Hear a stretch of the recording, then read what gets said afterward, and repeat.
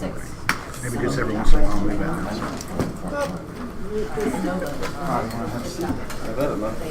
Do your thing. Everybody ready? All right. Hello, everybody. Welcome to the Libertarian Party of Frederick County Drug Law Reform Town Hall. It's nice to see such a large turnout. We were wondering with the rain if people would come, so it's great to see you all out here. Thank you for coming. If you are here, it's because you care about the topic we're going to be discussing. No matter what your opinion, you have an opinion one way or the other. So we have one thing I really am proud of with this event. We are a Libertarian Party, a local affiliate, and there are no Libertarians up here as far as I know. This is a nonpartisan town hall. So you're going to hear the Green Party and Virginia NORML and just people from law, criminal justice background, people, activist groups, and really just general experts. So we're really happy with everybody that has agreed to come, and we hope you all enjoy yourselves. We're going to start with Paul on the end. He's going to give a 2-minute introduction and say what he wants to say in a couple minutes, and we will move right down the line, and then we'll start the moderated discussion. Brad and I will be alternating questions, and then we will move to the audience Q&A. I would like to introduce real quick, I'm Mark Anderson. I'm the chair of LPFC. This is our treasurer, Brad Toler. Another one. This is our secretary, Heather Rambo. Our at-large liaison, Ariel Banagan. Unfortunately, our vice president could not be here. He's a little under the weather. So with no further ado, we'd like to get started. So I'll get started. My name is Paul Thomson, and I work for a law firm in town. I want to thank the Libertarian Party for putting this event on, and I think it's interesting that we're doing this.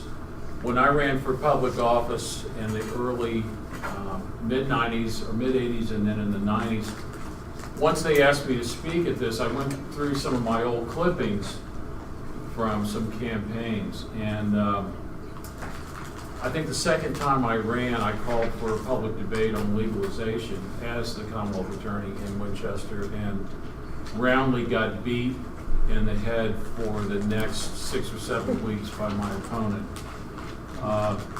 And I was successful in beating him, but I had to fend off and explain myself, and it's just interesting that now we're back, and this is probably more front and center as a topic in the political discourse of our country, state, and local area, more now so than it was then. I do think it's important. We're facing an epidemic at this point.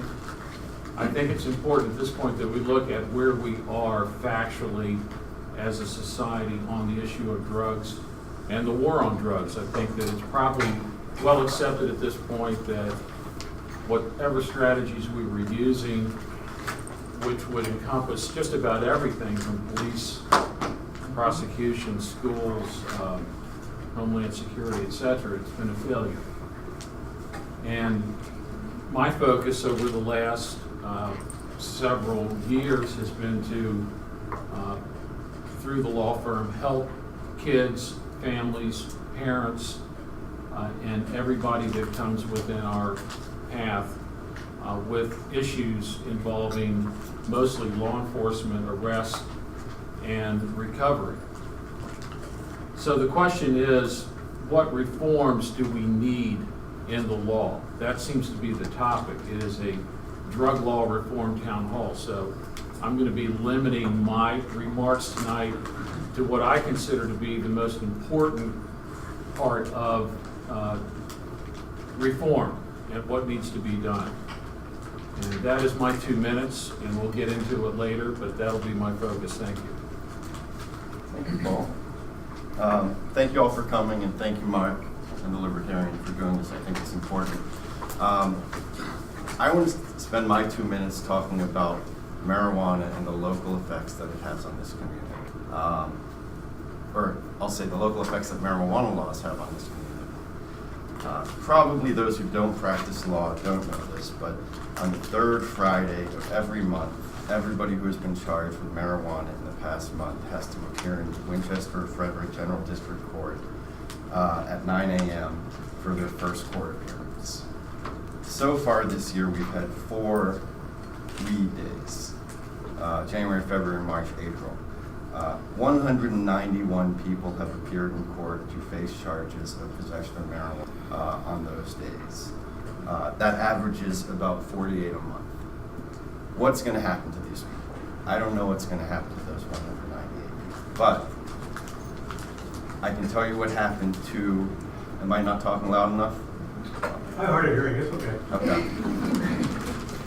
I'll tell you what happened last May on Weed Day, Marijuana Day, maybe. Weed Day. 41 people appeared in court on Marijuana Day in May of 2016. As a result of those cases, those 41 people, and these are charges of possession, simple possession of marijuana. 30 people lost their license for 6 months.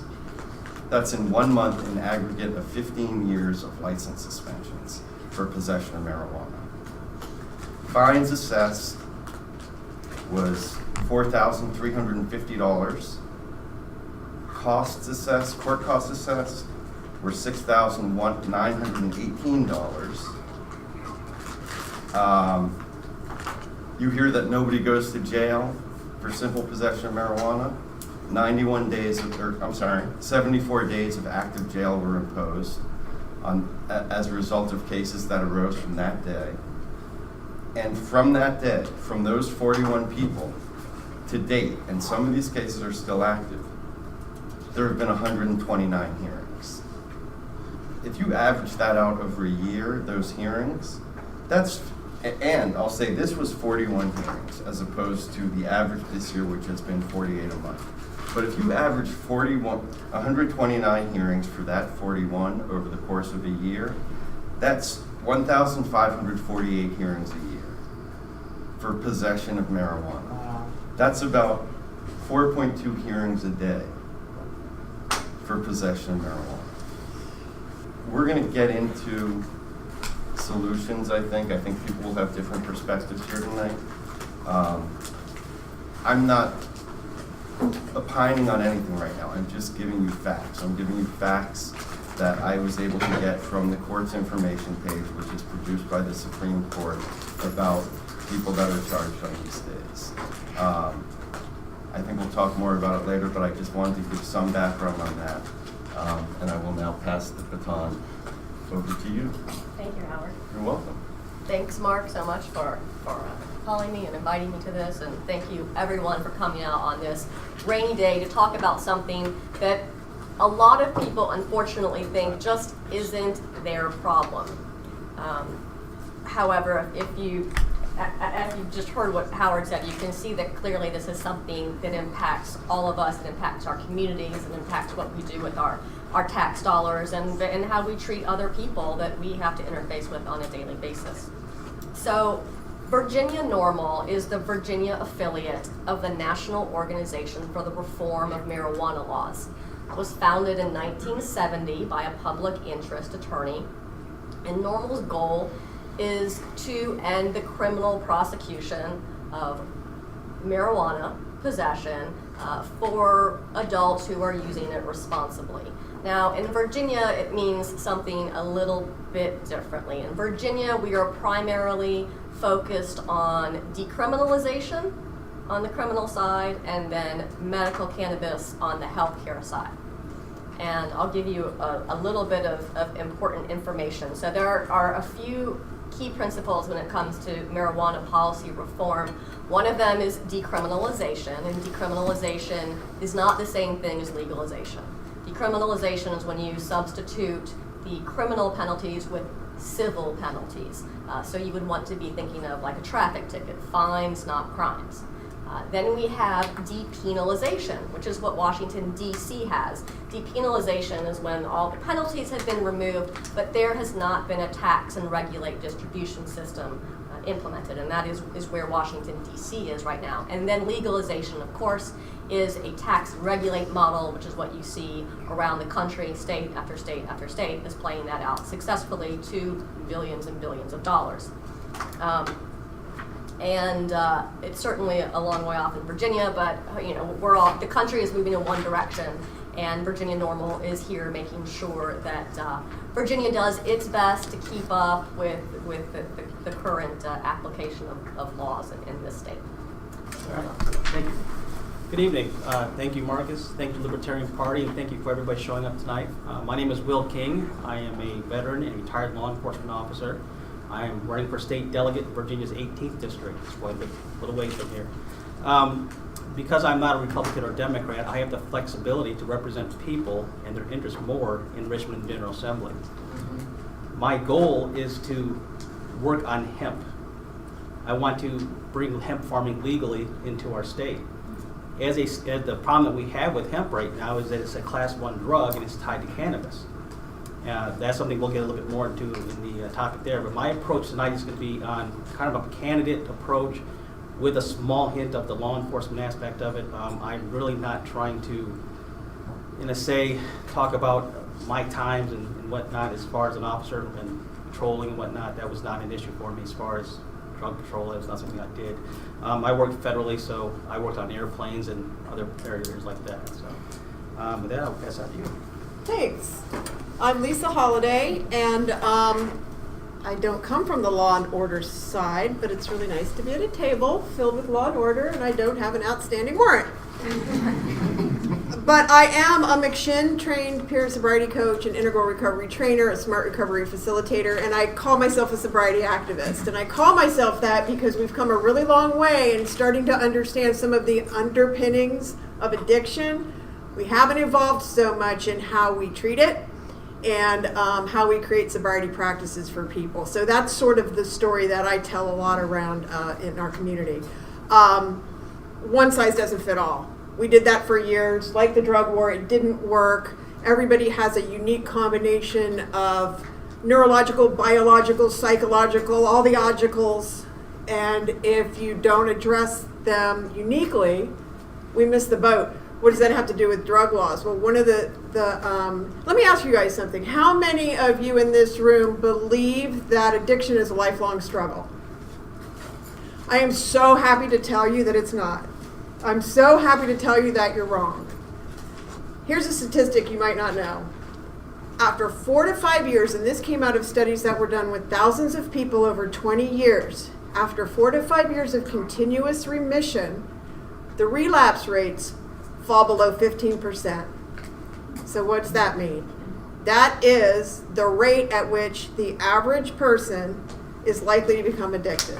So after 4 to 5 years of continuous sobriety, you can pretty much say statistically it's no longer a struggle. And I mentioned that too because that's a narrative that we propagate across our communities, that it's a lifelong struggle. How attractive is that?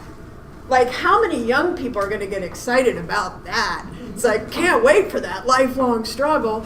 We got to tell them the information, the truth about it, and get them excited about the fact that, guess what, it's not a lifelong struggle, and there's periods of struggle. But it's not the nightmare that our mothers told us about the burning egg in the frying pan and how our brains we're never going to be able to regenerate our brain cells. We know that's not true.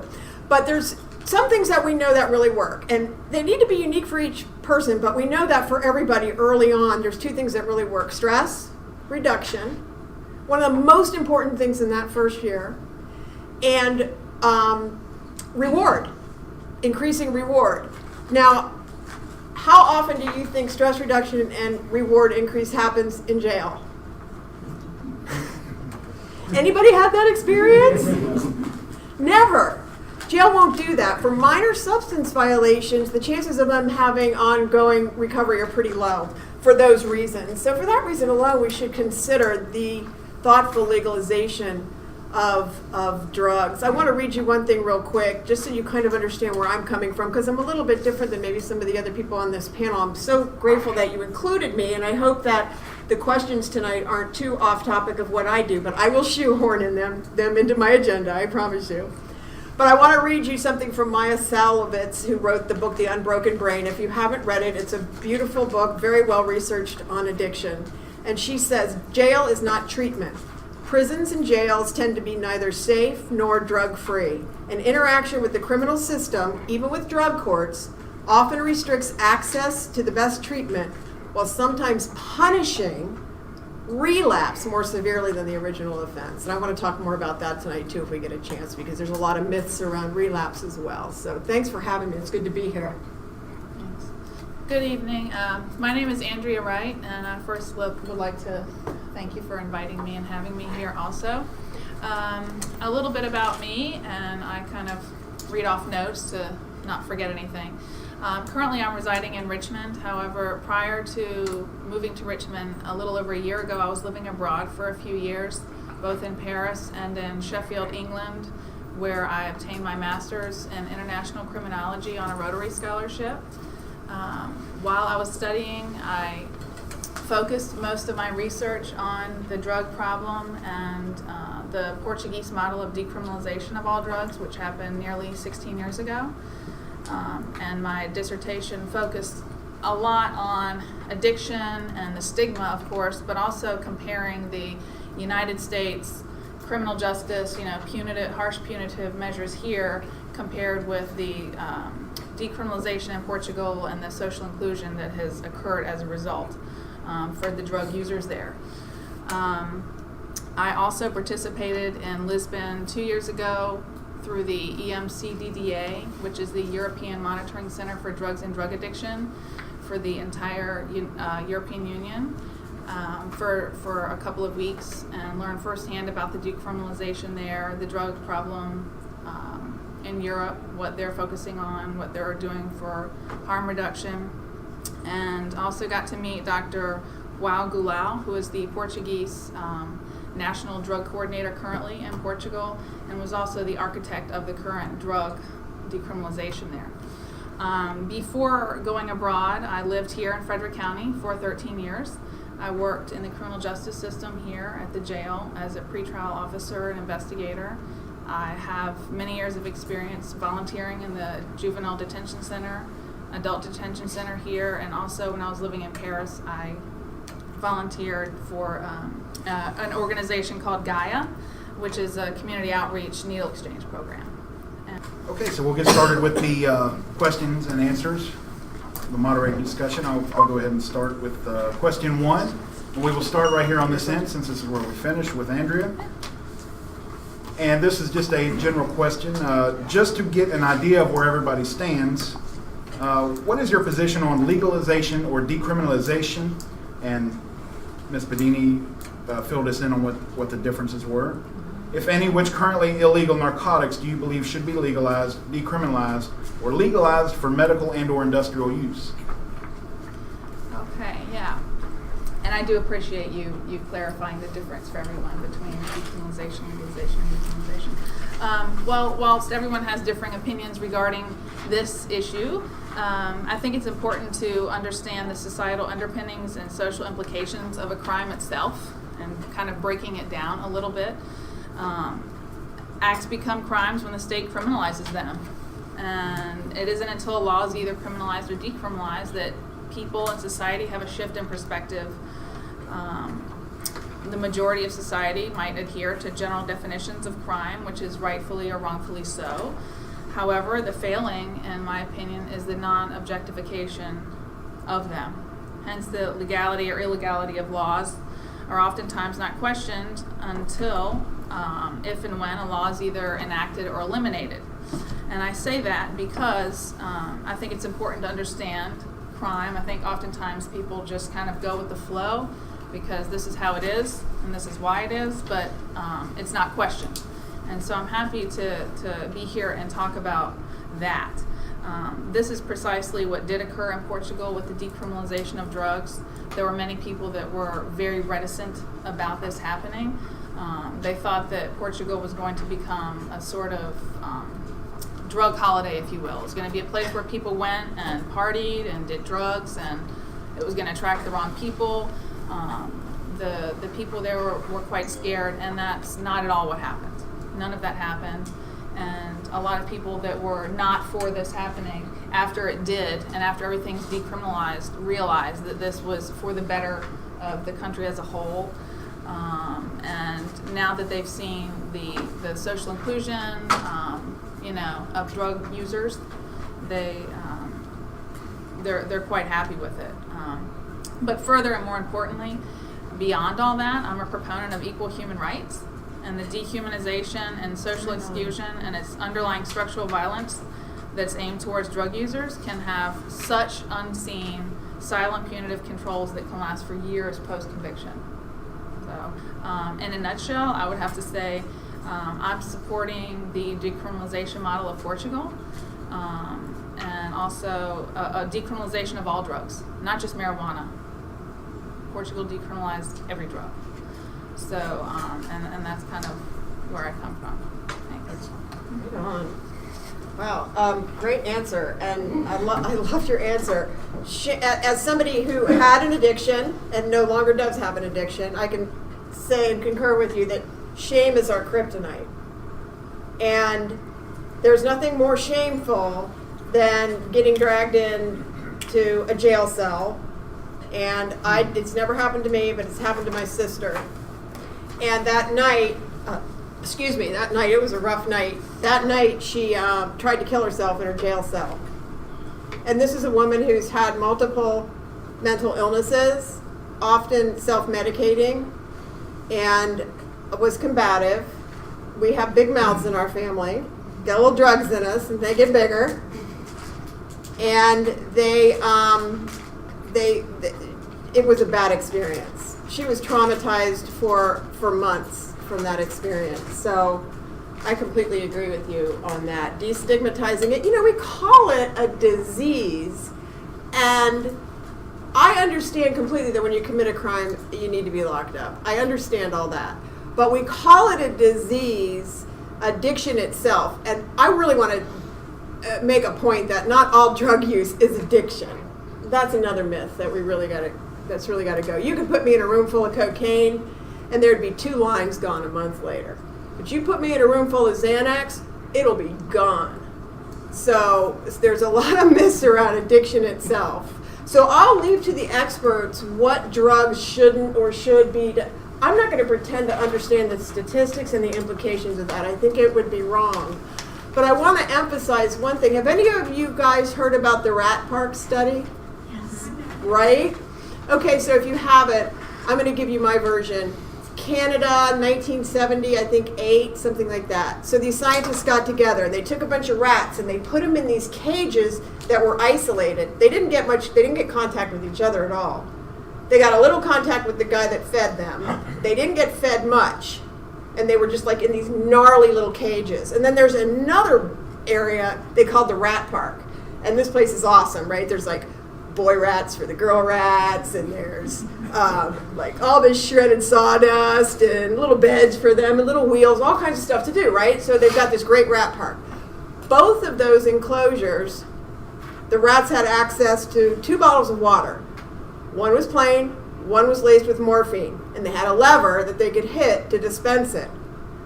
The rats in the isolation cages hit the lever and consumed 19 times more than the rats in the rat park. That's a significant thing to observe, and especially when you consider incarceration. So we're putting people, we got to put them in a rat park, right? We're putting them in little cages in isolation. Here's the cool thing, and then I'll shut up, but this is so cool. When they took those morphine-addicted rats, and they were addicts, like they were gnarly little addicts, and they took those rats out of there and they dumped them in the rat park, they self-regulated and remitted rather quickly. I don't remember how quickly it was, but they self-remitted. In other words, they stopped using the morphine and chose to go through withdrawal. Did you know rats go through withdrawal? I'm like, oh, those poor rats, I've been there, it's awful. But they chose to do that, and pretty soon all the rats were sober. So that's something for us to keep in mind when we consider putting people in cages for addiction. That's it. Thank you for sharing a personal story. Yeah. No, You calling me a rat? No, with your sister. Oh, yeah. I support the decriminalization of cannabis.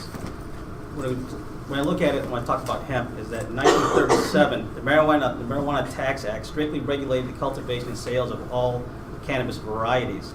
The Controlled Substances Act of 1970 classified all forms of cannabis, including hemp, as a Schedule I drug, making it illegal to grow in the U.S. Because of this, most people have forgotten about the industrial uses of the plant and continue to misidentify hemp with its cannabis cousin marijuana.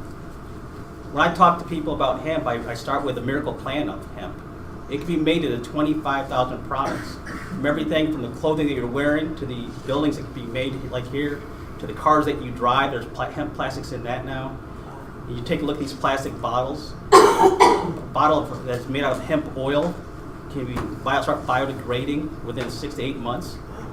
The plastic bags, we make those out of hemp instead of seeing lying on the road, on the roadways. You're driving along, they will essentially biodegrade as well. One of the problems that we have with getting hemp declassified is the stance on cannabis itself, but also by the powerful lobbies of like the fossil fuels, because fossil fuels make plastic.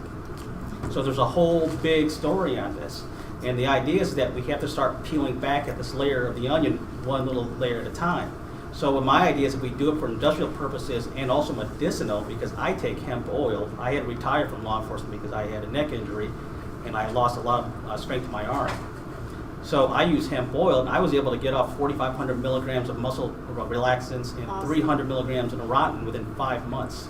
Now keep in mind, I had been taking these medicines for over a year. It got to the point where I almost had to keep upping the dose so I could actually feel pain being alleviated. So when I talk about hemp, that's what it can do. But now we're also researching more about cannabis and the medicinal effects that it can have on people as well. I'm very proud to say that the Veterans Affairs is starting to use cannabis experimentally as treatment for veterans who were addicted to opiates, providing an alternative for their pain. And most importantly, that type of research will hopefully lead to a reduction in PTSD as far as the treatment and drugs in that area. When I volunteer, I take vets from Fredericksburg Clinic down to Richmond at least twice a month for their appointments. I have yet to have a van ride where I didn't have at least one addict in the van. It goes down there for a class of social therapy. So this is happening not just in our communities, but it's also happening from vets who are serving 2 or 3 tours overseas.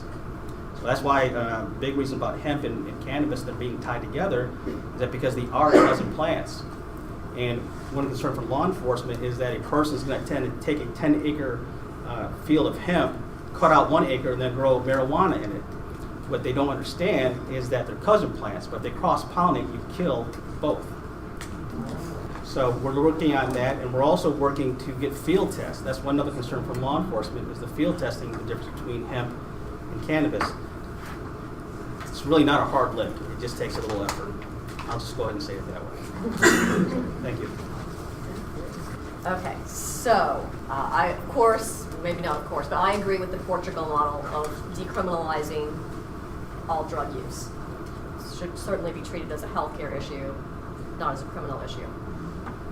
What should be, in my opinion, legalized? I believe that industrial hemp should be completely removed from the Controlled Substances Act and should certainly be legalized and available for use in any application.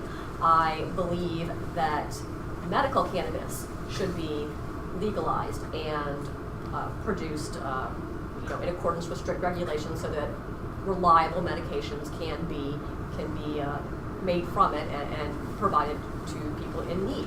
I also believe that adult use marijuana should be taxed and regulated. I am a strong believer in not only useful harm reduction methodology, but also regulation is safer. You're never going to be able to argue that in that type of situation that an unregulated market will somehow be safer than a regulated market. And what we do, not only in America, but particularly right now here in Virginia, in regards to cannabis, is we leave that market unregulated, and that is an open invitation to criminal enterprise. By not regulating cannabis, we are inviting criminal enterprise into our communities, into our homes, into our schools, and into our healthcare. So I think that regulation is probably the key to ending that. I guess I'll start by saying that for me personally, it's rare that I'm in a discussion with a group of people where I am the anti-drug reform person, but I think that I'm going to give a little bit of different perspective than other people who have been sitting up here. or who have been talking. But I'll start with this, is marijuana is a Schedule I drug. Do people know what a Schedule I drug is? And a Schedule I drug is classified by the federal government as a drug that has no medical purpose and is highly addictive. The drugs that are on Schedule I are marijuana, heroin, I think methamphetamines, mushrooms, those four, maybe a few others. And the problem with that, for me, is a credibility problem. Because when the federal government, who regulates drugs, tells me that some new drug from Pfizer is safe, why should I believe them? Because they're the same people who are telling me that marijuana has no medical purpose and is highly addictive, which doesn't comport with any logic, doesn't comport with any data, and like I said, I think it's a credibility problem. As to what should be legalized, decriminalized, I think clearly medical marijuana should be legalized and should be available. I think it's insane that hemp is not something that we're allowed to use for industrial purposes. I think it would be very difficult to find some people, vote and it's quiet. I think it would be difficult to find anybody who is a proponent of saying, no, we shouldn't be allowed to use hemp for industrial purposes. As far as marijuana for recreational use, I believe it should be legal,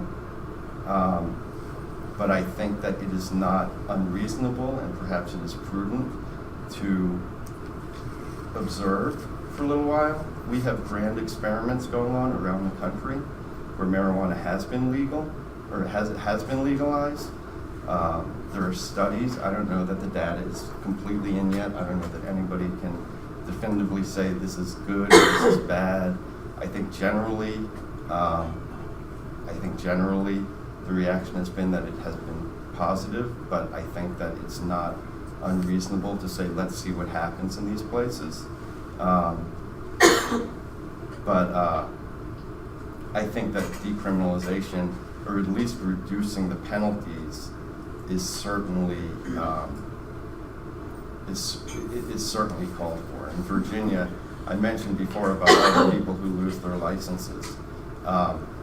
If I walk down the street with a roach in my pocket and I get caught, I lose my license for 6 months.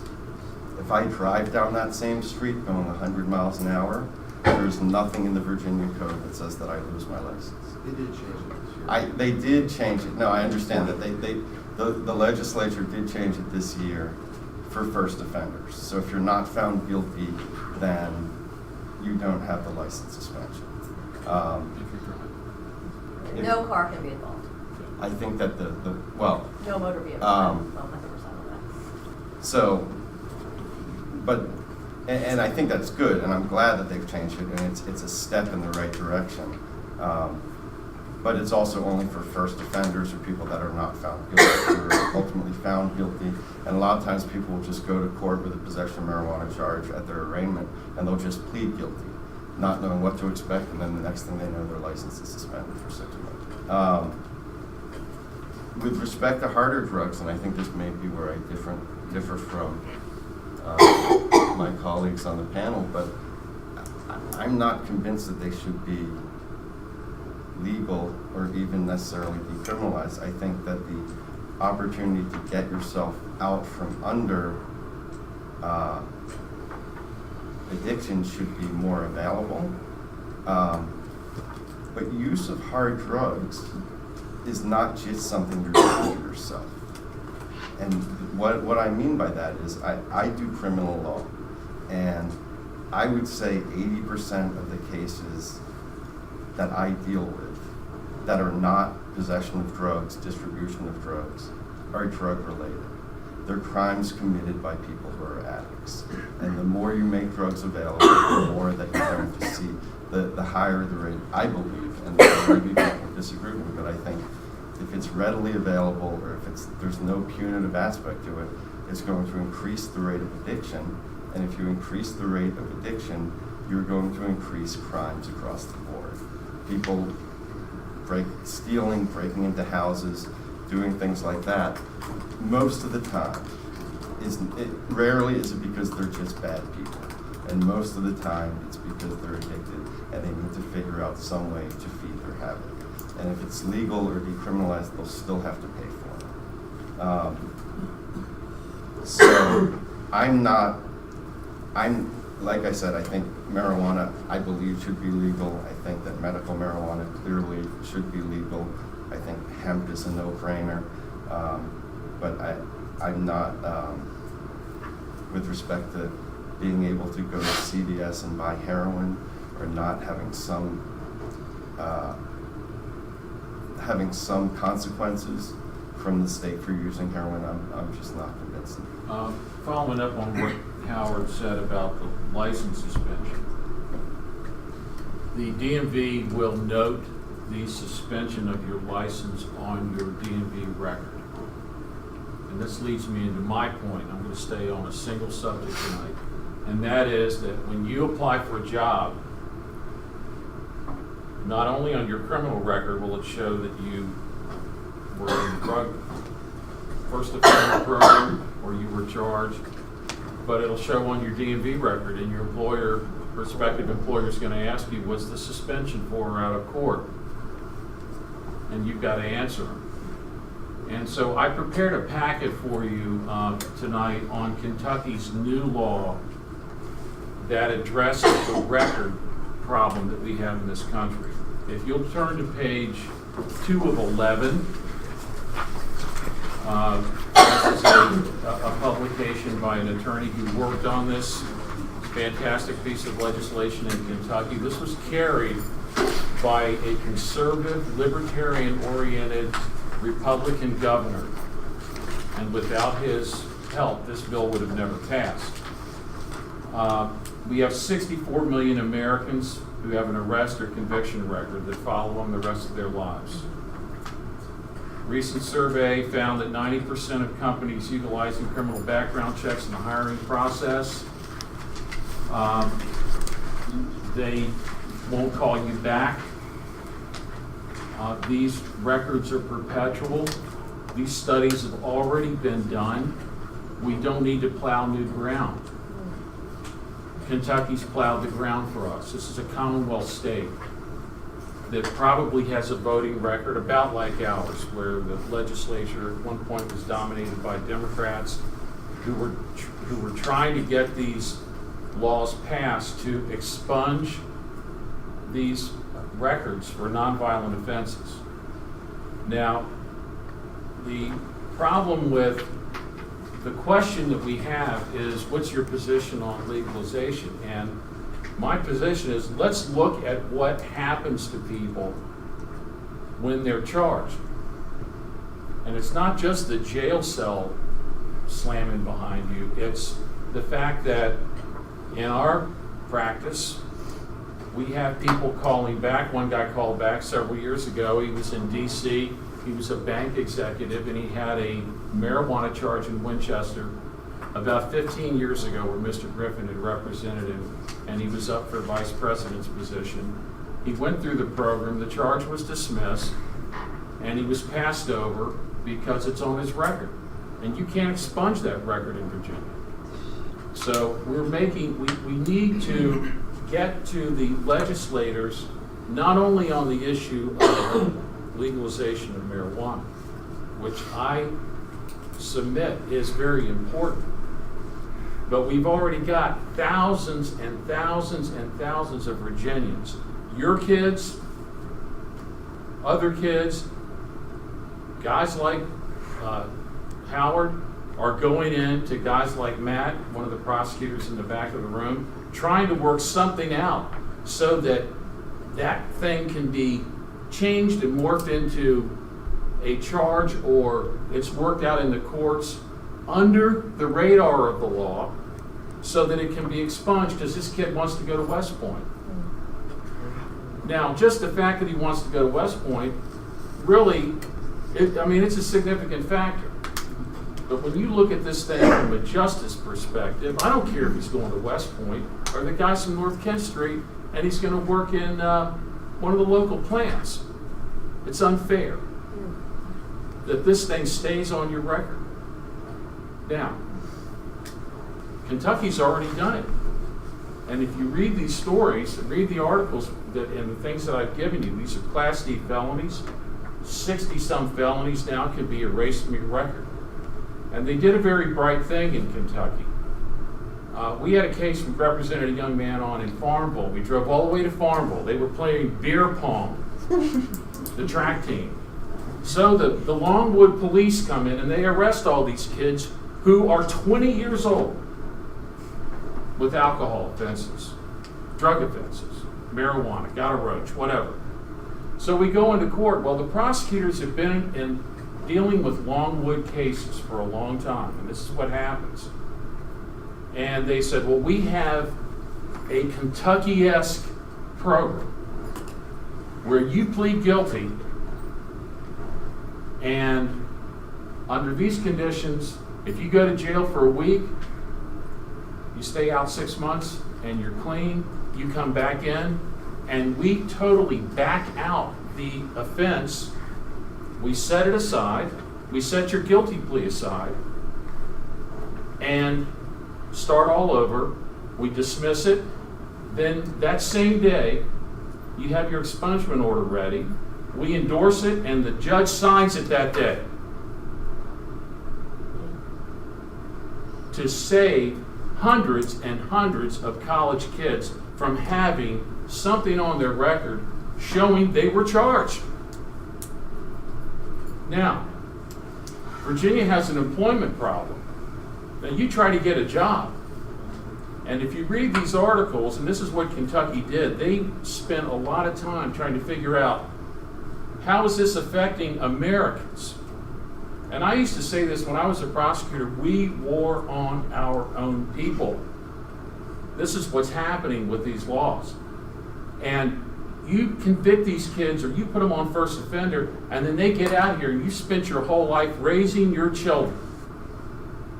You send them to Lord Fairfax, Shenandoah College, UVA, I don't care where it is. Or they're just great high school kids and they want to move up in our local industry. And if they see that charge on that record, especially after 9/11, they get passed over. So you think you got an immigration problem, and where does it come from? Because they pour across the border, and we don't know about their records, but they know about Americans' records, and that's what's wrong. It's unpatriotic. And so addressing the issue in this first question, when I thought about it, was, yeah, I'd like to say my position on this, do I agree with NORML, etc., but we've got other work to do. And this is a bipartisan issue. You can call it liberal or conservative. It is conservative. Old Senator Byrd used to say, conservative means we conserve resources so that when we need them, we have them. Well, when you waste your kids with a record, you're not conserving anything. You're throwing them away. And that's what the system does. So the thing is, at this point in time, we're at a very critical point in our time where you can go to your legislator, Collins and the senator, and propose changes like this that you can get prosecutors and judges and everybody else to endorse. I don't know any prosecutor that would say, after 5 years, if you finish probation and after 5 years we'll let you expunge. They're not going to be against that because they're doing it anyway, using their discretion that is running underneath the radar just because they know they have kids and they don't want to see their kids go through it. Now, you read one of the comments that one of the Republicans made when the bill was getting passed in Kentucky. There, but for the grace of God, go on. And what that means is police officers, prosecutors, judges, and the higher-ups that have smoked weed and are now in the position of putting people in jail, you tell me that's right. And Howard's right. It's an integrity issue. And the system's failing because it has a breakdown of integrity. When you're going through the system like Howard did, high school, college, law school. I went to W&L, it's a party school of the South. You get out, all of a sudden you're thrown into the position of being a prosecutor or a police officer. And you realize, good Lord, there before the grace of God go I. So I'm suiting up coming into court, and I know that in the past I smoked weed. And I'm putting people in jail. Now, I don't know how you guys feel about it, but I don't feel comfortable with that whole scenario. Because it causes a breakdown in our society. We lose integrity when we do these things. Police officers aren't for this. So we need to address those things that can be done now that we can get bipartisan. I don't think we can get bipartisan support in Virginia for legalization. I'm all for NORML, putting the time in to try to do this stuff. But I think we need to address the kids who are already damaged with records. And I'm urging every one of you tonight that when you leave here, take this Kentucky legislation and read it. This has just happened, just went into effect in 2016. And let's move forward on something like this so that when these guys go to Richmond, and they may have other issues that come before them, whether they're rehabilitation centers in lieu of this or whatever, normal, but that we start chiseling away at the damage that's already been done and will continue to happen, as Howard said, weekly, because the laws aren't going to be changed for this year, next year maybe, 5 years down the road. People are going to be charged 80 cases a week or whatever the case may be, and those Americans, those Virginians, those Frederick County students, Winchester students, Clark County, Sharando, Millbrook, we see them all. Hanley, they're going to be targeted because all you got to do is get on the computer, you find out everything about them, they're passed over. Engineers that are brilliant, they get passed over. Lawyers that are brilliant, they get passed over. I know I'm over my time, but I want to make this point because I think if you're here tonight, you want to engage and you want to make a difference. And I'm suggesting all the topics that are going to come out of here tonight, this expungement topic is the most important one, to release the chains from these encounters with the justice system that hinder our kids from having a productive life and contributing to society with criminal records. Now, I got it all out, so I don't have to say anything else. Hallelujah. I'd say I appreciate everybody's passion and being as thorough as possible, but in order to get as many questions as we can, we are going to have to time these. So you're going to have me knock really loud on wood when we've got to that 2-minute mark, all right? So question number I thought 2. you'd have a bell. My hearing's going. I can scream real loud if you want me to. Howard, just give him a tug. All right, so we'll start over here with Andrea. Question number 2. Do you believe there is disparity in how drug laws are enforced based on ethnicity or income levels? Yes or no, and explain your answer. Yes, I do. But to understand this further is to dig deep into a bit of history, in my opinion, and go back to when Nixon started the war on drugs in early 1970s. That produced increasing number of arrests and prosecutions throughout the 80s and 90s, and was the fundamental cause of the vast prison increase in the United States and subsequent crime decline in the 1990s also. It kind of overlapped, if you will. And more often than not, and a lot of people have written about this, including Michelle Alexander and the new Jim Crow and a lot of other people, a very large disproportionate number of black people were arrested and were used as scapegoats for the highly politicized drug war.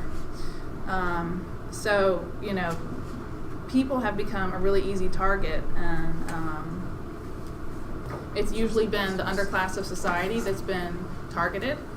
And in more recent years, we may have seen a shift in some of the drug use in certain income levels. I think that more people have disclosed their drug use, or you have seen higher income brackets instead of lower income brackets where they have had people and their families and that sort of thing with a drug problem. But overall, the disparity is definitely present today. So, yes, I do. Yes, sir. Oh, hell yes. Like, really? And I'll say this because I just feel like I need to say it, is as somebody who was born into a middle-class white family in Bethesda, Maryland, with every opportunity in front of me, it's a heartbreaker that I might have a DWI that keeps me out of Harvard, but what pisses me off are these brilliant young people of color who are wasted in our prisons, and they don't have those privileges to start off with. They don't have those chances in the first place, and then we give them a double whammy of throwing them in jail. And I'm not an expert, but I know for a fact that the sentences, statistically, I bet there's some people here that know this, statistically, the sentences are far greater if you are someone of color than if you're a little old white me from Bethesda, Maryland. And that's wrong. I think Andrea and I have been doing some similar research. I was going to say yes, that the war on drugs did not start with Ronald Reagan as many perceive, but really it started with Richard Nixon back in 1971. He increased the size and presence of drug agencies. Nixon did this to target anti-war people and the black community at the same time. That same year, Nixon designated marijuana as a Class 1 scheduled drug, which is the most restrictive category. Jimmy Carter, when elected president, worked to decriminalize marijuana in 1977, but after a few short years, it kind of ceased. But then Reagan in 1982 officially declared the war on drugs again, even though at that time the drug use was actually calming down. It wasn't actually escalating. And it was the media and then the perception of the war on drugs that actually brought it up higher in 83 and then on. Then in 93, with the Clinton administration, we had the crime bill that he put place. So by the time in 2001, at the end of his administration, the U.S. had the largest number of people occupying prisons than the rest of the entire world.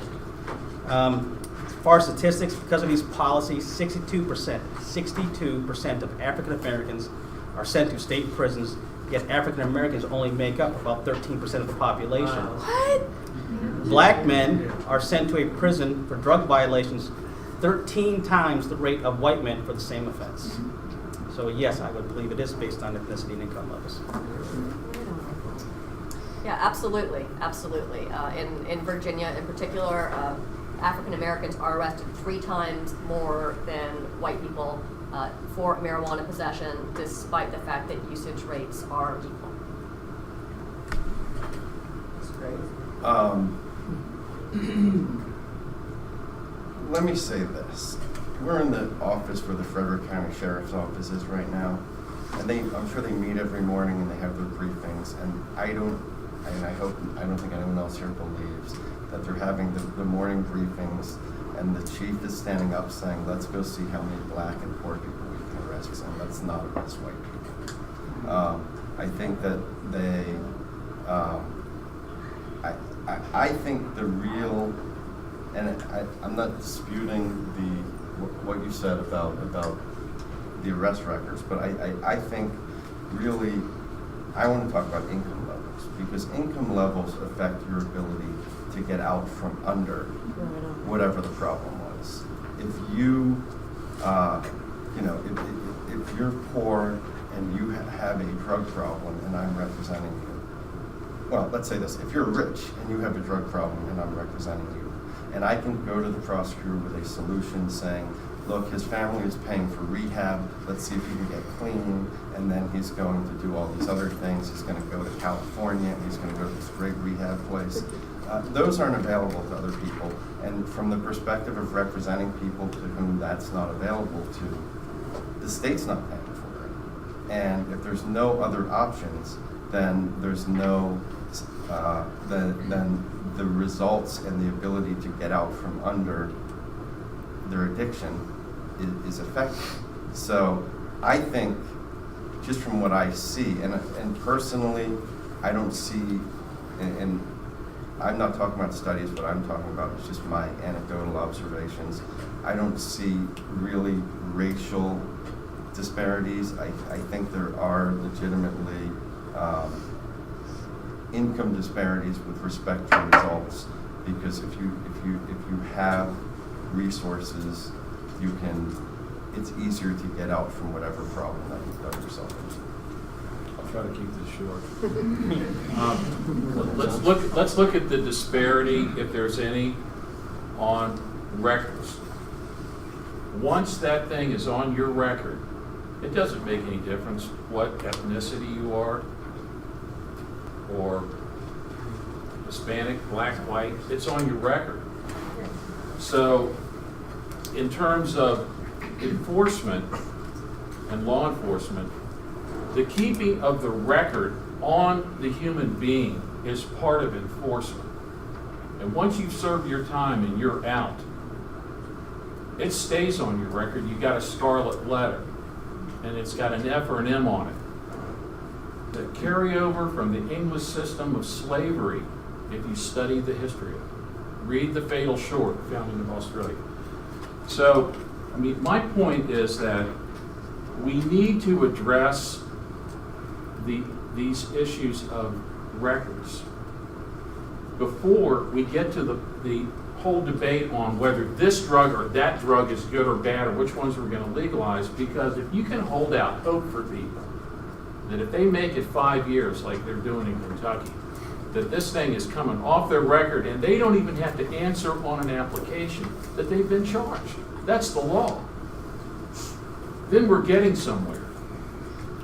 Because let's just accept the fact that people have drug issues and you don't want them using drugs if you're a parent. And they get tackled. And they get a record. And then you go to them and say, you did your time, you went to the rehab, you did this, you did that, and by the way, you're going to have a record the rest of your life. It doesn't make any difference what you do. That's great. So, with that, please read the literature, and let's get a bill to Richmond on expungement. Okay, question 3. How might more liberalized drug laws affect addiction and crime, if at all? We'll start with Andrea down here. Okay. I would have to look at the current evidence already in place to answer this question, and not just an opinion or ponderment about it. And actually, just as a side note, I know I mentioned the war on drugs with Nixon and when that started, but that started with no data. This is just something that he did as a person, like you or me. There's data now supporting what I'm going to say in place, and there's research that's been done, and it's been proven. In Portugal, addiction and crime has gone down since implementation of decriminalization nearly 16 years ago. It has gone down. It has not risen. There are less IV, cases of IV, HIV. There's less Hep C. Everything has gone down in that system. More people after the decriminalization have sought treatment for addiction, which did not happen before due to the barrier being taken away. The people got more trust in their government again because of that, so they were able to come forth and ask for treatment and that they needed help. They didn't feel the shame and stigma in asking for it, and the fear factor had been removed. The government did not use fear and justice controls to maintain social order anymore. Health came first. The health of the citizens of Portugal came first, not the criminal justice department. Things now come under the Ministry of Health and not the Ministry of Justice. And I would just like to say as a caveat to that the reason that Portugal started this to begin with was in the 80s, they had 1% of their population addicted to heroin. 1%. Okay? They thought that was a complete crisis. It was devastation for them. 1%. Okay? And they wanted to do something about it. Now, I just did some numbers the other day from SAMHSA. And in 2012, there were over 8 million people in need of treatment in the United States who were scared to ask for help. That means they didn't do it, okay? There is also the Association for Science of Addiction Medicine in 2015 reported there was 20.5 million Americans aged 12 or older who had a substance use disorder. 20 million. Okay, that might have increased. If you take that with the roughly 326 million people in America right now, that's about 6 to 7% of our American population. Portugal did something at 1, and we're not doing anything, and we have 6 to 7%. So I just want to say that. Tell me the question again. I'm so bad. I didn't even print them out. How might more liberalized drug laws affect addiction and Okay. crime? Well, again, I'm not going to talk out of my wheelhouse, but I'll say this about how I think it'll affect addiction. And that has to do with something that you said, too, about accessibility to treatment and the stigma behind it. When I was a marketing director at Microsoft, had a good job. When I sought treatment for addiction, which I was educated enough about it in my family to know that, there's a problem here. I went to treatment. When I came out of treatment, I couldn't get insurance. I was uninsurable. Now, you're coming out of treatment, one of the most important things that you need are ongoing services. Let me tell you, 30 days isn't a thing. 30 days isn't a thing. Treatment is not a panacea. That's a myth. That send them to treatment, send them to 12-step, they'll be fine. And these poor families that are told that, it takes a while. And it takes good health care, good psychological care, good biological care, sometimes neurological care, treatment for trauma. And when we have the stigma around it that the drug laws create, I think it enables them to charge us a lot of money for coverage. And let me tell you what happened to me. This still blows my mind. I had a appendicitis attack. My husband will remember this. Oh, he'll remember this. Appendicitis attack, I go to the hospital, uninsurable because I'm being punished for seeking treatment and getting sober, right? Right? We go to the hospital, I tell them I'm not insured, I get my appendix out, I left after 8 hours so I wouldn't be charged a full day. I went home in agony and I got a $21,000 bill. Stay sober with that. That's all I got.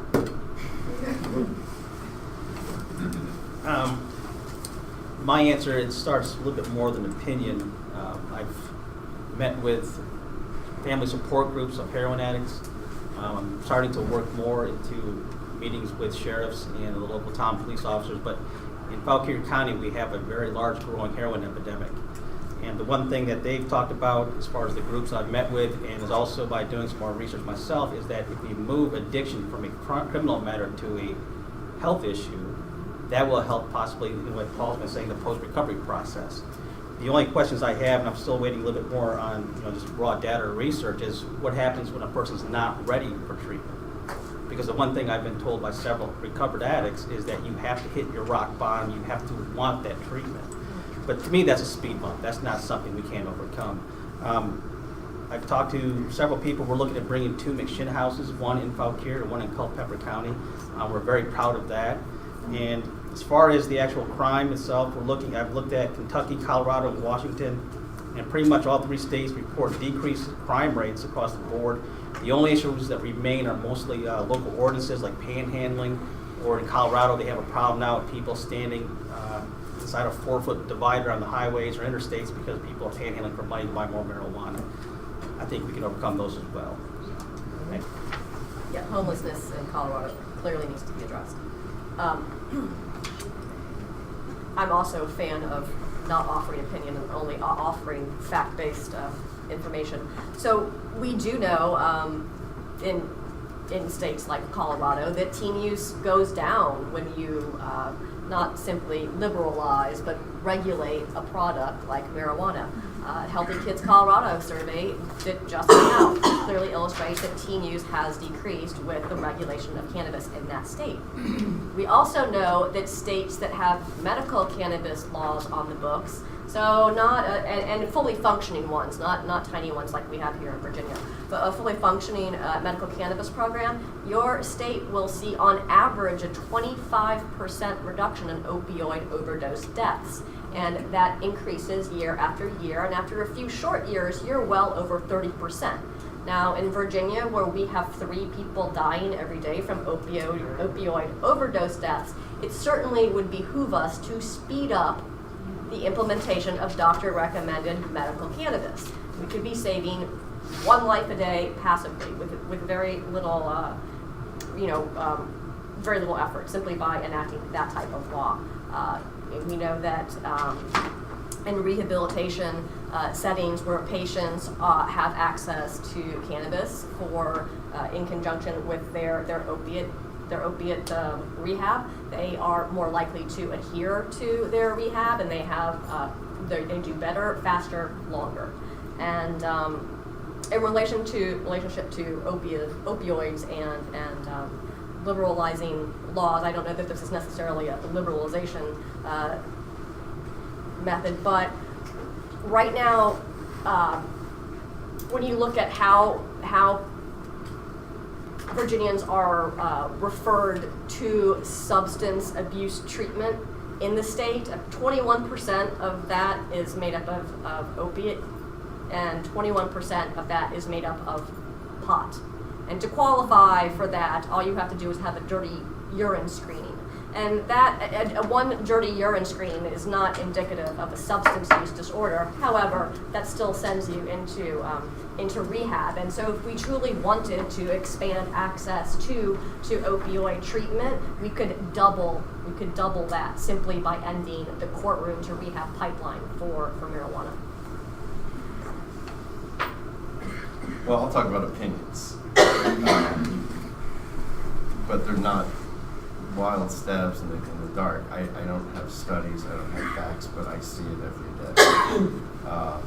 And if I could be convinced that if heroin was legal and that we could go to the CVS, any of us could go right now to CVS and get some heroin, and if that was the case and that would reduce the incidence of addiction, I'm all for it. But I don't see it. I don't see that every day.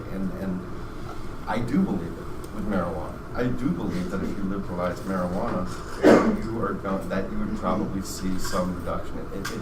That is, I don't disagree with that, but I don't think you can conclude the same about heroin because they are different things. Heroin is something that if you use, you become addicted to it in a way. Well, you become addicted to it. It completely controls and rules your life. Now, I'm not saying that we should lock everybody up who's using heroin, and I think that there are other, we need to come up with other solutions. But liberalizing, decriminalizing, making legal, and it's not based on studies, it's based on my opinion, but I don't see how that would reduce the incidence of addiction by making it more readily available. The liberalization of drug laws and how they affect addiction and crime. Now, I'm a 12-stepper, and when I talk to folks in our office, our law office, that have made the 5-year journey to health, away from all drugs, alcohol, whatever the case may be. The sadness that they display over the record staying with them is a psychological damage that unless you've been through it, you don't know. And I tell these parents, I don't care if they're Republican, Democrats, and when I went into defense work, I got a lot of Republican parents that hired me, a Democrat, and they would come to me and say, You gotta be kidding me. This is gonna stay on their record? Who wrote this law? But what has happened over the years is this is compounded. Howard's talked about the arrest records for marijuana. Let's take them all. Nonviolent, drug offenses, etc.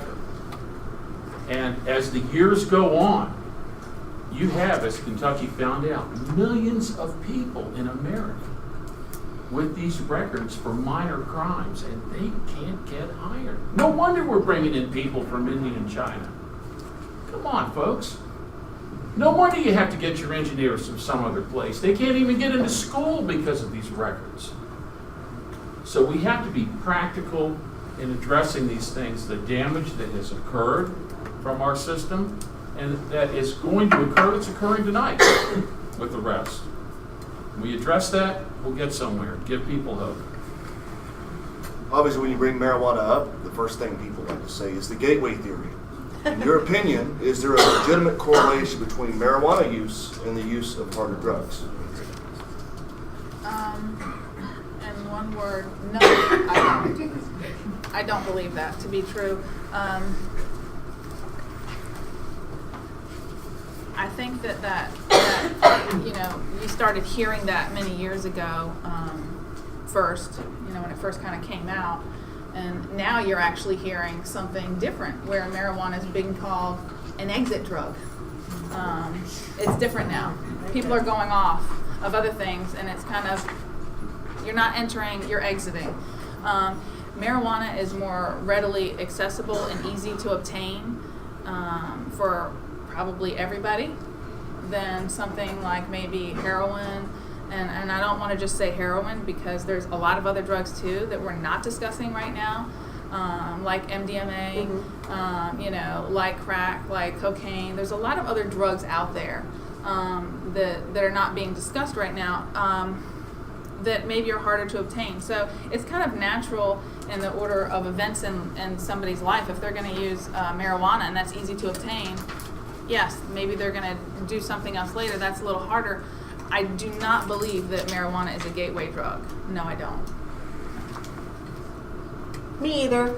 And I'm not going to, I'm the storyteller, not the data quoter. I'm glad there's experts here, because that's not me. But I will say this, my Grammy was born in the mountains of Appalachia, Pennsylvania. They called her a Appalachian granny woman. Does anybody know what that is? They're medicine women. They're herbologists. She knew her plants, right? She had this amazing medicine garden. She was just magical. I loved her.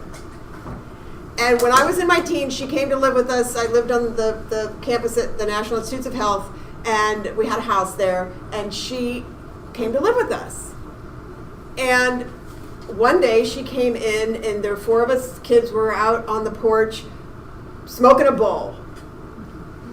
And my little granny comes in and she says, "Who's smoking asthma powders?"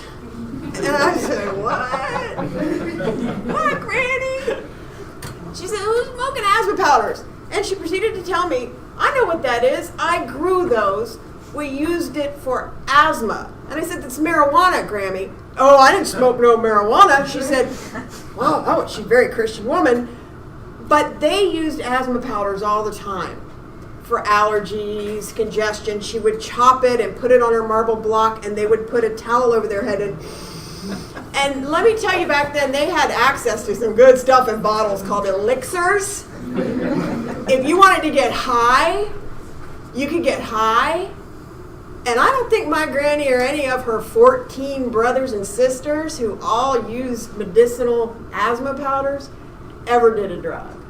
So my sense is that, and they had a lot of access to morphine. Like, they just go to the store, and I'm so jealous. And that's the addict in me. But it's anecdotal, but I really think it has to do with our perspective on it and the context with which we look at it. So no, I don't believe that. I want to say it's completely unfair to follow that story. It's very simple. Absolutely not. Studies I saw that show that people that use marijuana usually don't try harder drugs. and the people that do try marijuana don't even end up addicted to marijuana. So I would say no. Yeah, absolutely not. It's not. The gateway theory has long since been debunked. Can we update our DARE program then? It's still educated in Virginia schools that marijuana is a gateway drug. Unbelievable. Yeah, exactly. That's because of the for-profit substance abuse industry, but that's something completely different. What marijuana prohibition is a gateway to is criminal exposure, and so if you'd like to to end the exposure to these dangerous situations, then clearly taxing and regulating it is a way to prevent that. It's not a gateway substance. It is absolutely an exit substance now. And when you go to buy beer or cigarettes, no one robs you at 7-Eleven or holds a gun to your head. So you're not. These are again similar these are other substances for adults that are regulated, and you don't go on to do heroin after having a beer. It's regulated. You're not exposed to it by the clerk that's selling it to you and checking your ID. And the same thing holds true for marijuana, and we know this is playing out around the country. Here's why I'll say yes. I don't think there's anything about marijuana, the plant, that if you smoke it, it makes you more inclined to do other drugs. Clearly that can't be the case. I don't think anyone would say that. Well, maybe some people. But here's why I would say it's a gateway drug. Is because to smoke marijuana, you have to cross a line. And it's easier to keep going across that line after you've already crossed it. That line being legal versus illegal. So if marijuana, since you're doing something illegal and you do it and you say, why is this illegal? I think that reasonably it could make you more inclined to continue to stay on that side of the line. So I think, and sort of the same way, I would analogize it to underage drinking of alcohol. I would imagine is a gateway drug as well, because you're also crossing a line. You're doing something illegal, which I believe would make you more inclined to continue to escalate, I guess you could say. I think to the extent that it's a gateway drug, it's because it's illegal to do. I think if it was legal, it wouldn't. I don't think there would be any reasonable argument that it's a gateway drug. Yeah, no, I agree that it's not it's like you said, it's a gateway substance, or you said it's not a gateway substance, and I completely agree with that. But I think what makes it gateway is that in order to do it, you have to cross a line. So if that line isn't there, then there is no gateway. You're not crossing a gate, essentially. Can I suggest instead of using the phrase gateway drug, use the phrase gateway scenario? Because it's a scenario that you're crossing a line, so it's not the substance itself that's addictive. No, I completely agree with that. Gateway experience. Gateway experience. Create a problem solver right there. There you go. Just a different phrase to use. No, that makes sense. I mean, it's because like you said, it's certainly not a gateway substance. There's nothing about if you using that substance doesn't make you more inclined to use other more nefarious substances. But knowing, and that's also the elixir. What was it called? Oh, I gotta stop. The asthma powder. There was no gateway. Yeah. She wasn't crossing a line. She wasn't crossing a line when she was using the asthma powder. So there's no reason to think that she would use other things.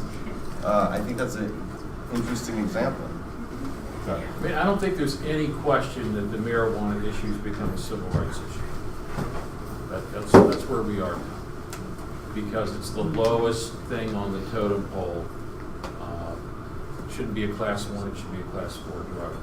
And in connection with that idea that it has become a civil rights issue, that many of you may believe that it is, I was going through old papers the other day, and I found a sermon that my grandfather gave in Fauquier County in the 1700s. He had been sent over here to tutor the first Chief Justice of the United States and a log cabin, Chief Justice Marshall, when he was a young man. And then I found one of his sermons where he called for insurrection against the crown and told everybody to take up arms, and they put a warrant out for his arrest. So, I mean, there are points in history when things become civil rights issues and then people take action. So obviously the marijuana thing, I think at this point has become one of those civil rights issues that is sort of galvanizing people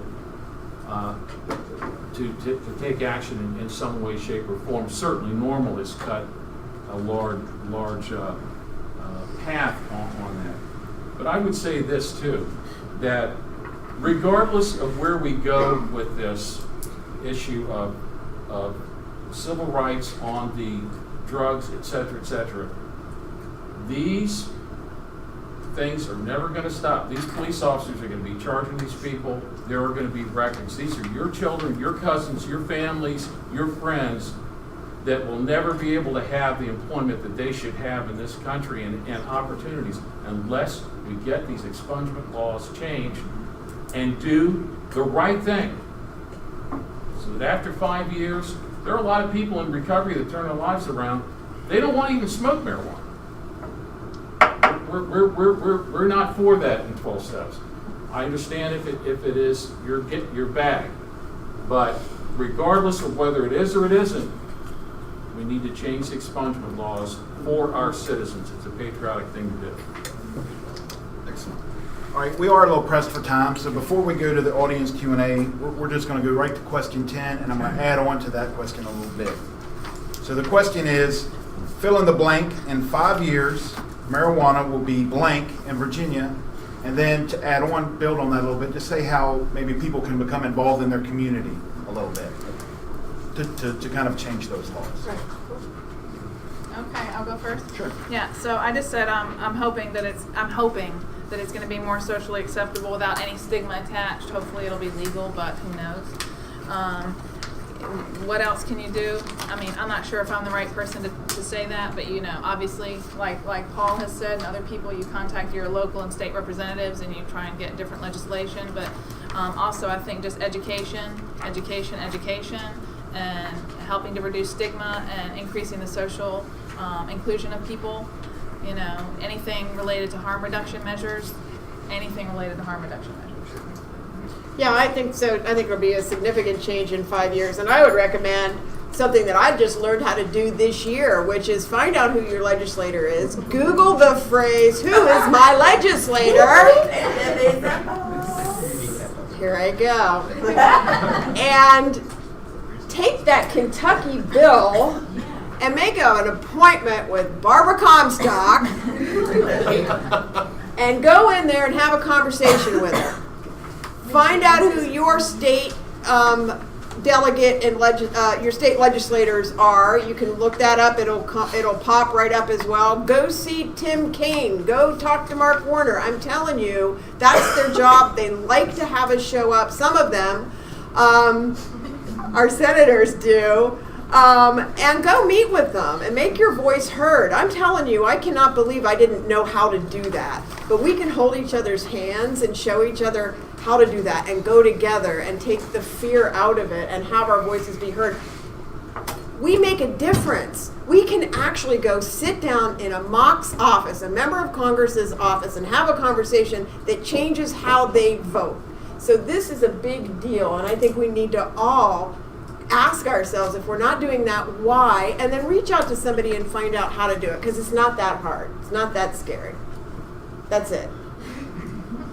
Do it. Well, in 5 years, I predict marijuana will be curing diseases in Virginia. I had an opportunity to meet with Heather Fawcett. She's the Virginia NORML chapter in Culpeper. She gave me a nice small book about all the diseases or current physiological agents you could be using right now for marijuana, like diabetes, hypothyroidism, and several. I mean, the whole book was filled in every body part that you have. They're already doing research on marijuana that can help with cancer. So absolutely, I think it will be helping cure diseases. And to build on what she had mentioned, VPAP.org. vpav.org. Go on there, type in your zip code or your address, and like you said, all your representatives will come up. You can also check out NORML's website. They have a congressional scorecard for each candidate. They will tell you where they rank and stands for these issues. As a candidate going for my delegation, as she said, and I would promise this from my office, it will be open anytime. I have a volunteer staff, so it'll be me coming out and meeting people. And most importantly, this is not just a district-only issue. This is a statewide issue. So if you want to come down and visit me in Fauquier County once I'm elected this next year, please come on down. You're more than welcome. Once I'm elected, I love it. Thank you. Right on. In 5 years, marijuana in Virginia will be decriminalized, and we will have fully embraced doctor-recommended medical marijuana. Absolutely. And so how can you help make this happen? Number one, you have to vote. And don't vote for people who don't uphold the same principles that you do. If you're interested in where candidates stand on marijuana policy, we have a super awesome voter guide. So you can go into the voting booth and look and say, where do they stand on decrim and medical? And why decrim and medical? Because those are the two bills that we'll be introducing, that they'll come back and we'll want to say, hey, well, this is what you said last time. So number one, vote. Number two, donate to the orgs that are actually doing the work. And so like expungement, you want expungement done? I sat through all the expungement bills. I do the legislative assistance on expungement legislation as well. I don't talk about it because it's not very sexy. But tonight. And we will have decrim before we'll have expungement. They really, there's a handful of prosecutors and House criminal law that just are not interested in expungement at all. And that's really, even with a member of that subcommittee championing and patroning the legislation, they still aren't interested in it. So if you'd like expungement, then we need to unseat those prosecutors in House criminal law that are keeping us locked in where we are. And in addition to education, if you love the endocannabinoid, the emerging clinical applications book, you can download that PDF from our website for free. You can also buy the book from us if you want, but I'll give you the PDF for free. And so, if talking, not only to your representatives, maybe the person you wanted to get elected didn't get elected. Whoever got elected, you need to go back and talk to that person and say, hey, this is a real issue, and I really care about it. And the reason that we have marriage equality in Virginia right now is because of the freedom, or in America, is because of the freedom to marry movement. And it went like this: talk to 5 people. Okay, so we all act like it's not my problem or it's not our issue, but we all know that it is. So talk to 5 people this week and ask them to talk to 5 people just about how this is a terrible policy and it's a problem and we need to fix it.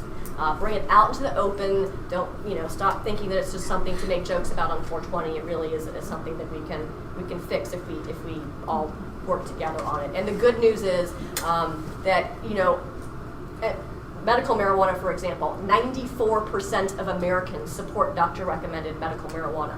94% of Americans don't agree on anything else. Marijuana policy reform, it's a transpartisan issue. It is nonpartisan. It is everyone's problem and everyone supports it. When you are looking at decriminalization, that number is up over 70%, and even when you're looking at legalization, you're still at the 60% threshold. So Americans and Virginians really do support reforming these laws, and we can do it if we do it together. Just to follow up on that, it's not completely responsive, but 94% of Americans believe that medical marijuana should be available, but the federal government says that marijuana has no medical purpose. Sit on that for a minute. Likewise, they hold a patent on cannabinoids as an antioxidant, as a neuroprotectant against platinum-based heavy metal chemotherapies, which I have had high doses of and have severe peripheral neuropathy, hearing loss, organ damage from it, because cannabinoids were not part of my cancer treatment in Virginia. As far as the question goes, I think, unfortunately, Virginia is going to be one of the last states to legalize marijuana. To be very cynical and maybe honest, I don't know. I think that marijuana will become legalized when the tobacco industry figures out how to capitalize on it and how to make money from it. And and as long as they haven't, they will oppose the legalization of it. But I think that, I think it's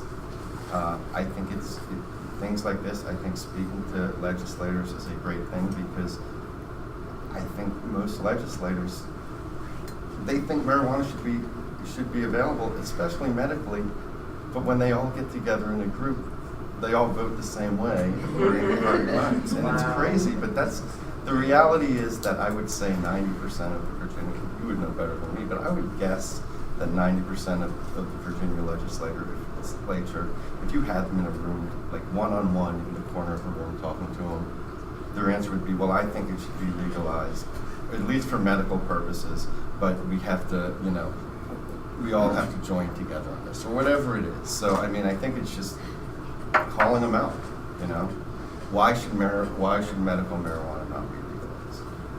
And now let's hear about expungements. We're going to get back to it, because the question is that he asked was will marijuana, what in 5 years, what's going to happen with marijuana? Marijuana is one tiny part of the drug laws. Okay, now we're here for drug reform. That's what we're talking about tonight. So I get it. There's a big lobby to legalize marijuana. And you would think that after what she said about the legislature not being interested in expungement, listen, read the history of the Kentucky bill, because this is going on for 10 to 15 years. They had a real fight stopping it, and then they got a new governor who happened to be libertarian oriented. Some people say he's crazy, went to my school. But he switched it, he changed his mind. So I don't know what's going to happen with marijuana, but I do know this: there are hundreds and thousands of people going through the court systems who are sitting here now that are getting records, that are being disenfranchised and not reaching their potential, because not just of marijuana charges and convictions, but all the other drug laws that are out there that are going on their records. And so I say I'm all for what these guys are doing, but we need to organize on this and get more legislators. Maybe we got a couple of guys. I just can't see how you get the Chamber of Commerce, the Prosecutors Association, the Sheriff's Association, and all these people in Kentucky to endorse this bill and tell me it can't happen here. It doesn't make sense to me. All right, excellent. And now we'll open it up to some audience questions. If you have a question, raise your hand. I'll select you, and you kind of address it to one person. See, you're first. Who would you like to speak to? Mr. King? Yes. Talking about making medical marijuana accessible is fine. However, there's another thing that kind of hitches that too. It's employment. If I, as a sufferer of lupus and fibromyalgia, smoke, I've been it. I blazed up a month ago. I had no symptoms. If I went and got a drug test for a new job the next day, I'm gone. And in the states that have allowed it, they still haven't made it so that it's not a requirement for jobs to have to do this. Is there any way that we can, as a state, say drug tests would only be necessary for certain jobs, or even none at all? Because really, it's been proven that it's more punitive and profit motivated rather than just, we don't want a pot smoker working in McDonald's. Really? And that would keep me from getting a job just because I smoke or even take the oil. I think with this question, I would actually want to defer to one of the attorneys. Just because you're talking about a legal aspect of it. I think it's a good question, but that's an area I think they're probably better able to answer than me. Okay, so I was just saying, what do you guys think? Would there be a way to make the state not have to do that? The state not have to do it, or I don't think you could pass a law saying what employers should require. I don't think you could pass a law saying you're not allowed to make drug tests, and private employers are not allowed to give drugs. I don't think. What do you think? I think it would have to be couched in is it would it violate some constitutional right you would have to privacy? And that would be tied in with the medical marijuana. In other words, if it was legal, and then I would say you may have more of a standing to challenge something like that. But clearly, if you've got a script for it, maybe you could tie it into some constitutional protections. I don't know. Well, someone in Colorado even got fired from his job because he was on TV buying marijuana the first day. His boss saw him and fired him the next day for when he showed up to work. Said, "I don't want you working in my place if you smoke marijuana." How do you know smoke marijuana? I saw you on TV. He wasn't even smoking. Yeah, we already uphold the right to fire employees. There was a gentleman with MS who worked for Comcast, and his trial went pretty far, and they upheld the right to fire him for his use of medical cannabis, even though it was in compliance with state law. So, private companies are always going to have that option to hire people and fire people as they see fit. You have lower insurance rates if you do that. Perhaps if you own a business or you're going to work for a business, maybe choose not to employ that methodology. Maybe consider respecting, people's urine rights. I don't know, but it is a pretty huge violation of civil liberties. And if there aren't other substances that you are testing for in urine, the way you are testing for marijuana metabolites, it is fat soluble. And so it can stay in your body 30, 60, 90 days, depending on your body's makeup. And again, that measurement, it's just simply an indicator of consumption. It's in no way an indicator of impairment. So as long as we as a society continue to accept this as a good idea that we should measure people's urine to see what they do, then we're going to continue to employ those tactics. And Brian, let me just add one thing too on that, is our representative in District 10 this year voted to pass a bill that if you fail a drug test, you will lose your unemployment benefits. They can now test you for drugs and you will lose your unemployment benefits. So get out and vote.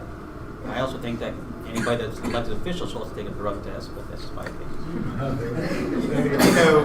This may be as the stigma of marijuana changes, and maybe employers would do that. And as a libertarian, as the free market can provide better testing, and once it's legalized or decriminalized, maybe the testing gets better where they can determine if you've smoked it before you came to work, or if it's a month old. So well, the good news is we already have impairment.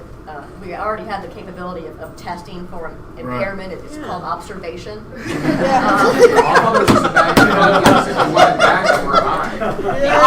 answer that question a lot. Well, what about when we legalize? Well, then all people are going to come to work stoned, and I'm like, well, aren't you going to be able to tell that they're stoned? You telling me that if someone's sitting next to you doing their job, you can't tell if they are blazed, out of their mind, or if they're drunk? Of course you can. Officers are deploying that all across the country every day. They pull people over because they appear impaired. We already have the tools to judge impairment. Unfortunately, that's. You just hold up a bag of Doritos. That's what I'm saying. Let's do one more question. Let's do two more. We'll do you, and then we'll do you. My name's Chris White with the Native American Church of Virginia, and I come from a position more like what your brain is at. And also from a position from what is real and what's true. The cannabis situation didn't start it started way back with Ford and Carnegie when the pharmaceuticals came out so they could make pills. Ford had a whole car made out of cannabis, but then when Nixon got involved, and Nixon did the research on cancer and found out that it shrunk tumors and suppressed them. That was in 77, I believe. So we've known that it cures cancer for a long time. But what I could never get, and I can't get anybody to answer, is why do you call cannabis a drug? It's a plant. It's not a drug. Drugs are made by people. are made by men. And even when you look it up in the dictionary, it talks about a substance that is intended. If something is intended, whoever made it has the intention. So unless you call God into court and say, what is your intention for this? You can't say that it's a drug. But, you know, I suppose it's the THC in the plant that is what is illegal. All cannabinoids are federally illegal. Every single part of the plant is federally illegal, including everyone's favorite CBD, cannabidiol, which is non-intoxicating, still completely federally illegal. Yes, you can buy it on Amazon, still illegal. Why is it? Why? It contains about 0.3% of THC, so it still has like a trace amount. Yes, it's a trace amount of THC. Yeah. Why is it illegal and why is it called a drug? I mean, why do we call it marijuana? That's not. It's not. None of it's real. It's all made up. None of it's real. Yeah. It's real and it's not true. Honey, love is a drug. But You know, it's all made up. Really, it got put together a long time ago, and Yes. someone said it up there. We don't question anything. Yes. But we need to really look at how it became illegal. But a tomato plant from the nightshade family, it's deadly if you eat the leaves. It's poisonous, it'll kill you. What on a cannabis plant will kill you? Nothing. A tomato is more dangerous than cannabis. So that's what we should be looking at, is what is real and what's true. We've got the whirlpool over us. There's many factors that happened back in the 70s. You said something about, we were talking about ethnic races, ethnic people, and lower income people not being able to, or charged more. We also had the draft. And when those low income people got close to graduating, they got popped. And they had the choice to join the army or go to jail. There's many reasons why we have these drug laws, or made these drug laws happen, so those upper people can kind of control them. Right. You can say it's a form of population control if you want to go down that road with it. But just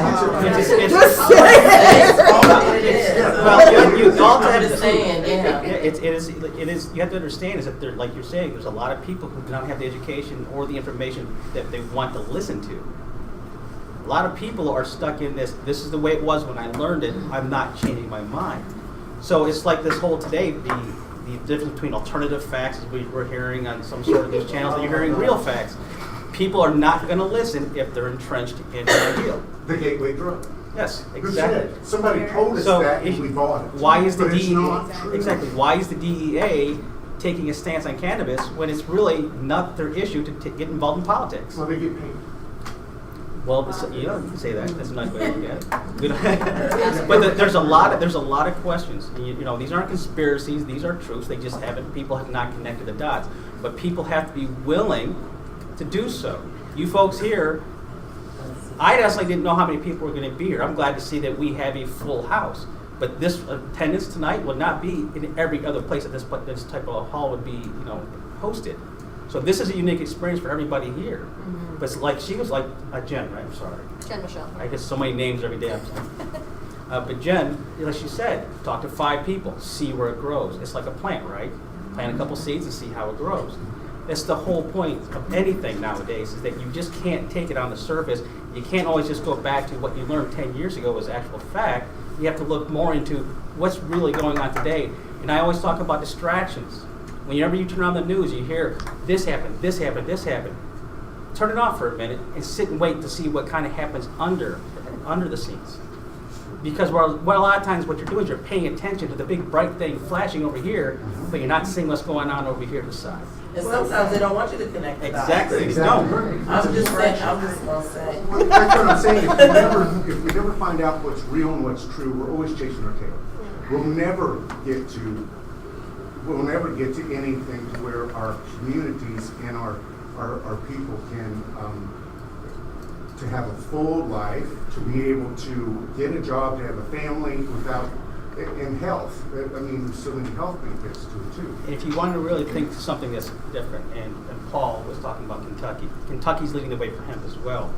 Mitch McConnell signed off on hemp. I'm sure there's a lot of people in this room have a very different opinion of Mitch McConnell. So that's what we're saying. It's what's the truth and what's real, right? If he did it for Kentucky, ask why. Why was it such a big thing for Kentucky, but nowhere else is really following that same pattern? Okay, let's get to our last question right here. Yay, thank you so much. I had a million questions written down, so it was really difficult to pick one. And I'm sorry to the guys at the end, but it's about marijuana too. So we all know that prohibition is really a multifaceted issue. The issue of corruption of Mexican law enforcement and what it had and how it has been affected by these drug cartels that effectively run the entire country now, and their profits off of marijuana sales in the black market are really what prop them up. Also due to the lobbying from the Citizens United versus the FTC Supreme Court case that has really allowed corporations to put their own profits before us as American citizens and our well-being.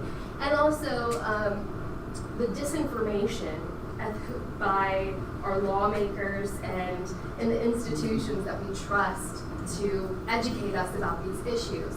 My question is, what would be the first step in dismantling these barriers, and would that come through social or legislative change? And who is that directed to? Not me. Yeah, social first. Yeah. Absolutely, because you cannot enact legislative change without the social impetus to do so. Again, like the steps towards getting, the people behind it. well, Yeah. the good news is we have the internet.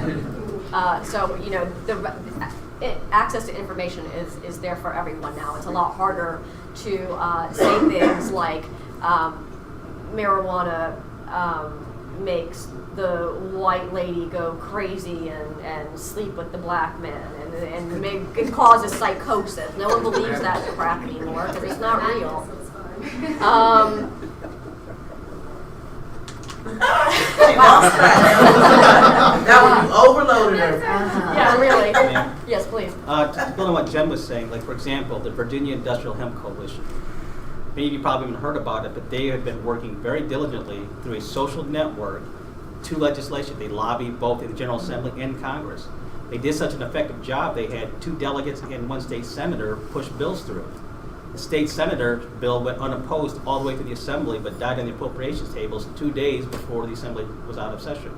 It is now these folks are pushing hard in Congress. So the one thing I will say to my friends in the Virginia Industrial Hemp Coalition is great job, and this is a resource for you. This is how you get socially active. You get involved this way. Find the organizations, like Jenn said, find a .org and support the heck out of it. It's really you have to take that first step and bring people with you. We always say the military lead from the front. So be a leader in your community. Do so. Okay, and listen, I know you, and you're an organizer. I've watched you lead masses of people. She leads and I'll follow. In a movement. So show us how to do it, because you know how to do this. And that's what I was going to say too, is, have a dialogue in your community. Hold a forum, hold another forum. Call it whatever you want. You don't have to call it a forum. You can call it the World Cafe and have, paper on all the tables and crayons, and people can sit and color and they can be distracted and they can talk. You can be creative. Yeah. I've seen it. I studied that in my undergraduate years at George Mason. It works. Dialogue works, and reducing the conflict, and education, and even doing small stuff. And I'm a big proponent of harm reduction. And I know we talked a lot about marijuana and a little bit more about opiates. But opiates need to be addressed, the harm reduction measures with that. Think about consumption rooms, think about needle exchanges. That stuff needs to be in there. Yeah. Have a safe place for addicts to go. If they're going to use no matter what. I'd rather have them not overdose. And that's really where we are today, is the epidemic of overdoses in this country. And in Virginia, I think, what was it, 1,400 last year? It's working in Seattle, more. too. These So, programs are working. I mean, that's kind of, wrestling that stuff up on the ground with people in a social. We're going to have to wrap the discussion up there. You wanted to say something? Yeah, talking about socials and getting out and doing things. And we do have a social every single month. There's all of us up here. So if you've liked what you've seen here, it's a little less formal. Yeah, I know everybody. It's a little less formal. We're not going to have ties on. We just like to get around and eat, have something good. So we'll be doing that 7 o'clock next Thursday at Glory Days. So 7 o'clock next Thursday at Glory Days. We'd like you guys to come out, have some good food with us. Thank you guys for I would doing like, this. one moment before everybody gets up and runs off, I would like to present all of our speakers. Andrea, Brad, do you want to give me a hand? Otherwise,